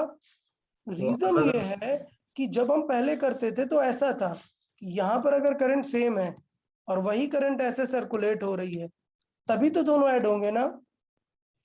हाँ सर। लेकिन देखो इसको, इस पर्टिकुलर क्वेश्चन की खास बात क्या है कि करंट इधर से आ रही है और करंट अब ऐसे स्प्लिट हो रही है। तो नोटिस करो कि ऊपर वाले पार्ट की वजह से मैग्नेटिक फील्ड किधर होगी? Into the plane। Into the plane. जबकि नीचे वाले पार्ट की वजह से किधर होगी? Out of the out of the plane. तो इसका मतलब हमें क्या करना पड़ेगा? दोनों को सब्ट्रैक्ट Subtract। करना पड़ेगा। तो पहला बताओ, ऊपर वाले पार्ट की वजह से आंसर क्या आएगा? μ0I/4πr इंटू कितना थीटा है वो? 240। 40। मतलब पाई के टर्म्स में बताओ यार। 4π/3. 4π/3। 4π/3 माइनस μ0I/4πr इंटू 2π/3. 2π/3। सबको क्लियर हुआ कि नहीं यार? ये आंसर होगा फाइनल। Yes, sir। ओके ना? अब अपन क्या करेंगे? अब ये लिखना है यार। अब ये बेसिक चीज मैं क्या सिखाऊं आपको कि μ0I कॉमन आ जाएगा, पाई कैंसिल आउट हो जाएगा, r भी कॉमन आ जाएगा। तो यहाँ पर बचेगा क्या? 1/3 माइनस 1/6। हाँ वो 2π/3 का प्लस होगा ना? मतलब मतलब वो 120 I2 की वजह से प्लस के कैप की तरफ होगी ना हाँ डायरेक्शन? ना के कैप नहीं लिख रहे बेटा, प्लस माइनस सिर्फ ये होता है कि सॉल्व क्या करना है, दोनों ऐड करेंगे या नेगेटिव। आंसर बाद में देना होता है कि क्या आएगा आंसर। तो किसके वजह से ज्यादा है? बी वाले के वजह से ना। तो फाइनल आंसर कहाँ आएगा? Into into the plane. यहाँ पर प्लस माइनस मतलब के कैप थोड़े है। ये मैं दो अलग तरीके से सॉल्व कर रहा हूँ, ये मैं सिर्फ सॉल्व कर रहा हूँ नेचर देखकर। आपका चाहिए तो आप के कैप लिख के सॉल्व कर सकते हो। Okay yes. हाँ, यहाँ पर मैं सिर्फ लॉजिकली दोनों को सब्ट्रैक्ट कर रहा हूँ, साइन में बाद में लिख लूंगा। डन? Yes sir. अब बताओ, अभी इस पार्ट में गड़बड़ हो रही है। जैसे मैंने यहाँ पर देखो अलग अलग दिया है। ड्यू टू क्या फाइंड करना है? ABC फाइंड करना है, फिर ड्यू टू ADC फाइंड करना है, फिर due to all components find करना है। तो मैं सीधे आपको क्या आंसर लिख दिया मैंने? All component. ये किसका है? ABC का है। और ये ADC का। तो अगर अलग अलग पूछेगा तो कर लेंगे ना आप लोग? Yes sir. अब देखो इसमें एक सबसे बड़ी गलती हो रही है। बताओ क्या गलती हो रही है? हमने एक चीज को बिल्कुल सोचा ही नहीं। क्या? करंट। क्या नहीं सोचा हमने? करंट तो फ्रीली स्प्लिट हो रही है ना। किसी ने कहा क्या कि सेम स्प्लिट होगी? तो बताओ कैसे डिसाइड करेंगे कि इधर कितनी करंट जाएगी, इधर कितनी करंट? किसी को कुछ याद आ रहा है क्या, कैसे डिसाइड होगा? वायर का रेजिस्टेंस। वायर का रेजिस्टेंस, गुड। तो इसका मतलब मैं क्या मानूंगा, इस वाले सेक्शन का रेजिस्टेंस कितना है? ऊपर और नीचे के रेजिस्टेंस क्या लिखेंगे बताओ? पैरेलल। पैरेलल तो है, मतलब कंपेयर करेंगे ना तब आप वैल्यू दोनों की लिख पाओगे ना। तो आपको पता है ना कि R/3 resistance R/3 proportional to length है, और यहाँ पर length proportional to theta. Theta है। तो अगर मतलब इसका मतलब ये x है तो ये रेजिस्टेंस कितना है? 2x 2x। करंट बताओ कितनी आएगी? 2x है तो लिखेंगे क्या, I इंटू एक्स बाई। यहाँ पर कितनी करंट आएगी, I बाई 3 3 और यहाँ पर 2I/3 इसका मतलब मैंने ऊपर गलत रख दिया। बड़े वाले में करंट कितनी रखनी चाहिए थी मुझे? I/3 I bye 3। तो फिर छोटे वाले में कितनी रखनी चाहिए थी? I/3 अब यार नोटिस करना यार, अगर आपने I बाई 3 रखा तो ये 4 तो कैंसिल हुआ, और 1/3 क्या बना? 1/9 1/9। यहाँ पे देखो 2 और 2 4 मिलके कैंसिल हुआ, क्या बना? 1/9 आप सोच रहे थे कि जो है अलग आंसर आएगा, बट दोनों का फाइनल इफेक्ट कितना आ गया? 0 0। इसलिए मैंने लिखा कि आप अलग अलग सॉल्व करके दिखाएं, किस पार्ट की, एबीसी की या फिर एडीसी की। समझा कि नहीं? तो एबीसी का आंसर में सबसे बड़ी गड़बड़ क्या हो जाती है, क्या लिखने में? करंट। करंट। तो पक्का भी सबको समझ आ गई क्या करंट? Yes sir. तो जब इस आइडिया को हमने और ज्यादा इलेबोरेट किया तो हमारा एक कंक्लूजन निकल के आया। देखिए मैंने यहाँ पर उसे as a special point add किया। क्या है भाई ये स्पेशल पॉइंट?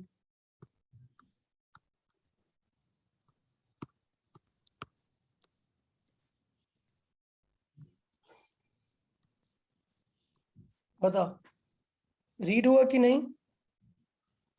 हाँ सर। क्या लिखा है इसमें कि कैलकुलेशन इसी तरीके से होती है, वो स्प्लिट की दोनों नेट मैग्नेटिक फील्ड को क्या कर देते हैं, कैंसिल आउट। कैंसिल। इसका मतलब अगर यहाँ पर ऐसे करंट आई और किसी एक क्लोज ज्योमेट्री में स्प्लिट होने वाली है, तो वो स्प्लिट रेशियो चाहे कुछ भी हो, अगर स्प्लिट होगी तो इस कंपोनेंट की वजह से आंसर क्या आएगा? 0 वायर का आंसर आ सकता है, बट लकीली वायर भी अभी कहां से पास हो रही है, उसके सेंटर से। तो है 0 हो गया। जैसे इस क्वेश्चन में देखो, अब ज्योमेट्री कोई सी भी हो, इस पूरे ट्रायंगल की वजह से आंसर क्या आएगा सेंटर पे? 0 देखो ये स्क्वायर है, ये करंट आके स्प्लिट होगी अब इस स्क्वायर में, क्या आंसर आएगा पूरे स्क्वायर का? 0 इवन क्यूब ले लो, 3D ऑब्जेक्ट भी ले लो, अगर इधर से बाहर आई फ्रीली स्प्लिट हो रही है तो आंसर क्या आएगा उस ऑब्जेक्ट की वजह से? 0 0। अब इस फिगर में मैं ये समझाना चाह रहा हूं कि देखो यहां से करंट आ रही है, स्प्लिट हो रही है। अरे हाँ सर। इसका मतलब इस ऑब्जेक्ट नंबर 2 की वजह से क्या आंसर आएगा? 0 0। ये स्पेशल पॉइंट है। क्या स्पेशल पॉइंट है कि B2 क्या आएगा? 0 0। बट यार इसका मतलब ये थोड़े ना है कि आउटर वालों को हर बार 0 कर दोगे। इस स्पेशल केस में आउटर 0 हो रहा है क्या? No sir. नहीं। कैसा है आउटर? आउटर एक सेमी इनफाइनाइट वायर है। क्या है? Semi infinite. Semi infinite wire. और किस पॉइंट पर फाइंड करना है? इस पॉइंट पर फाइंड करना है। सेमी इनफाइनाइट वायर है और ये पॉइंट पर फाइंड करना है। तो इसका मतलब क्या हुआ? क्या डायरेक्टली लिख दोगे क्या mu naught I by 4 pi R? नहीं सर। इस बार थीटा क्या है, अलग है। समझा कि नहीं? Yes sir. ये रेफरेंस हुआ, ये हुआ अपना θ1 और θ2, तो क्या हो जाएगा 90। क्लियर हुआ यहाँ पर क्या समझाना चाह रहे थे हम? हाँ सर। तो B1 B2 का क्या करना पड़ेगा? B1 B2 तो 0 हुआ, B3 का आपको सॉल्व करना पड़ेगा।